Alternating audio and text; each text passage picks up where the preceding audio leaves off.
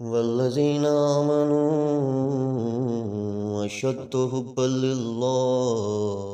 اعوذ باللہ من الشیطان الرجیم، بسم اللہ الرحمن الرحیم، آمنت باللہ ورسولہ هو الاول والآخر والظاہر والباطن وهو علی کل شیء علیم۔ رب اشرح لی صدری ویسر لی امری واحلل عقدۃ من لسانی یفقہوا قولی۔ معزز ناظرین، بھائیوں بہنوں بزرگوں، السلام علیکم۔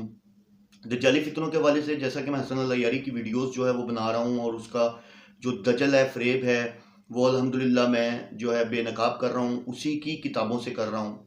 تو زیادہ لمبی ویڈیو نہیں بناؤں گا۔ موتا کے حوالے سے میں پہلے بھی 2-3 ویڈیوز بنا چکا ہوں۔ ایک اور چیز میری نظر سے گزری جو کہ میں انہی کی کتاب میں پڑھ رہا تھا، موتا کتنی دفعہ کیا جا سکتا ہے، یعنی کہ موتا کرنے کی کوئی حد ہے، ٹھیک ہے، اور موتا کی کوئی حد ہے، کوئی اتنی دفعہ کر سکتے ہیں یا کم کر سکتے ہیں یا زیادہ کر سکتے ہیں، جو بھی ہے مطلب۔ تو جو ان کی بک تھی وہ میری نظروں سے جب گزری تو میں نے اس کے اندر سے یعنی کہ جب پڑھا تو مجھے اندازہ ہوا کہ نعوذ باللہ معاذ اللہ جھوٹ تو یہ لوگ بالکل بولتے ہیں۔ انہوں نے تو اپنے امام سے بھی جو چیزیں منقول کی ہوئی ہیں، یقین کریں ہم ان کا دفاع کر رہے ہیں، اور یہ لوگ جو ہیں یہ ان پہ بہتان باندھ رہے ہیں۔ یہ میں نہیں کہہ رہا، یہ آپ کی کتاب کہہ رہی ہے، یہ بھی آپ کے سامنے اسکرین پر آ جائے گی۔ کتاب ہے جی تہذیب الاحکام، ٹھیک ہے، جلد نمبر 7 ہے، اور یہ آپ کے سامنے آ جائے گا باب النکاح، ٹھیک ہے، اور صفحہ نمبر 1005 ہے۔ یہ آپ کے سامنے اسکرین پہ آ گئی ہوگی۔ 9326 نمبر ان کی روایت ہے، اور اس میں یہ روایت جو ہے وَعَنْهُ عن محمد بن یحییٰ عن احمد بن محمد عن ابن محبوب عن ابن رناب عن زرارہ سے یہ روایت ہے، اور بن آینہ قال قلت ما یحل من المتع، یعنی کہ وہ حضرت امام جعفر صادق علیہ السلام سے وہ پوچھتا ہے، وہ کہتا ہے کہ متع کتنی دفعہ کیا جا سکتا ہے، اور آگے سے وہ فرما رہے ہیں کالا کم شیتا، یعنی کہ کہا کہ جتنی دفعہ مرضی چاہو کرو، یعنی کوئی حد نہیں ہے، ایک وقت میں بھلے 1000 دفعہ کرو، بھلے 2000 دفعہ کرو، کیونکہ وہ متع ہے، وہ تو کرائے کے ہیں، وہ تو یعنی کہ ان کو تو آپ نے لیا، متع کیا، اور ان کا جو بھی آپ نے حق بہر دیا نہیں دیا، طلاق دی نہیں دی، چلو جی ختم۔ آپ 1000 دفعہ کریں، کون کہہ رہے ہیں؟ امام جعفر علیہ السلام کہہ رہے ہیں۔ آپ اس سے اندازہ کریں کہ یہ کہتے ہیں کہ متع، جبکہ ان کی کتابوں سے میں نے ثابت کیا تھا کہ حضرت علی رضی اللہ تعالیٰ نے متع کو حرام قرار دیا تھا، ٹھیک ہے، اور یہ لوگ جو ہیں یہ متع کو پرموٹ کر رہے ہیں۔ یعنی کہ متع کا مطلب یہ ہے کہ آپ کوئی بھی لیڈی ہائر کریں، اس سے آپ جو بھی اس کا جو ٹائم پیریڈ کا، گھنٹے کا، 2 گھنٹے کا، 1 دن کا آپ ڈیسائیڈ کریں۔ ڈیسائیڈ کرنے کے بعد آپ اس کو جو پیسہ دینا ہے یا جو بھی کپڑے لیتی ہے، جو بھی کرتی ہے، وہ کرا کے آپ اسے ڈیسائیڈ کرنے کے بعد آپ کیا کریں گے جی؟ آپ اس کے ساتھ متع کریں۔ متع کرنے کے بعد آپ کا متع نکاح جو ہوا وہ ختم ہو گیا، آپ کا کنٹریکٹ ختم، وہ ختم۔ بھلے اب آپ اگلی دفعہ اسی ایک ٹائم کے اندر 6 کے ساتھ کر لیں، 8 کے ساتھ کر لیں، ٹھیک ہے۔ یہ آپ کے سامنے اسکرین پہ آئی ہے۔ اب اس سے اگلی روایت آپ سنیں، 9328 نمبر روایت جو ہے وہ بھی زرارہ سے ہی ہے، اور وہ بھی امام جعفر علیہ السلام سے پوچھ رہے ہیں کالا ذکر لہ المتع آہی من الاربع، تو وہ پوچھتا ہے کہ دیکھیں متع وہ کیا نکاح کی طرح 4 دفعہ ہوتا ہے، اور اس طرح یعنی کہ آگے کیسے متع مطلب کیا جائے، اور یہ اور وہ نا سارا۔ تو یعنی کہ اس کا پوچھنے کا مقصد یہ تھا کہ ایک عورت جو ہے فور ایگزامپل، کیونکہ دیکھیں اسلام یہ کہتا ہے جب ایک عورت ایک نکاح میں ہے تو وہ کسی دوسرے نکاح میں نہیں جا سکتی، تو جب ایک متع کرانے والی ہے، وہ اس سے ایک کا نکاح ہو گیا، ٹھیک ہے، تو وہ اس کے بعد جو اگلا متع کروائے گی، فور ایگزامپل اگلا متع کروائے گی، تو وہ تو پچھلے والی وہ یعنی کہ وہ تو پچھلے والی کی اس میں آتی ہے نہیں۔ اب آگے سنیں، وہ کہتے ہیں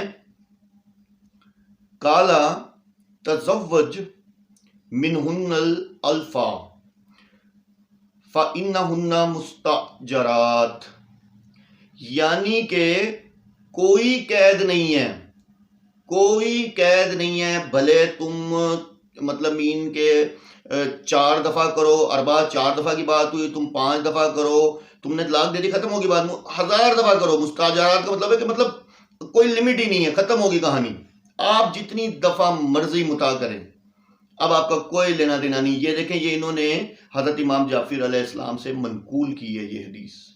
یہ مستاجرات کا لفظ یہ خود آپ ڈکشنری میں سرچ کر لیں، یعنی کہ یہ حضرت امام جعفر علیہ السلام سے ہم نہیں کہہ رہے، میں یقین کروں ان کا دفاع کر رہا ہوں، مجھے پتا ہے وہ ایسا نہیں کہہ سکتے، لیکن آپ دیکھیں کہ ان کی کتاب کہہ رہی ہے استغفر اللہ معاذ اللہ، استغفر اللہ معاذ اللہ۔ کیسا مذہب ہے، کیسے لوگ ہیں، کیسی کتابیں ہیں، کیسے لکھنے والے ہیں کہ اپنے ہی اماموں پہ بہتان باندھتے ہیں۔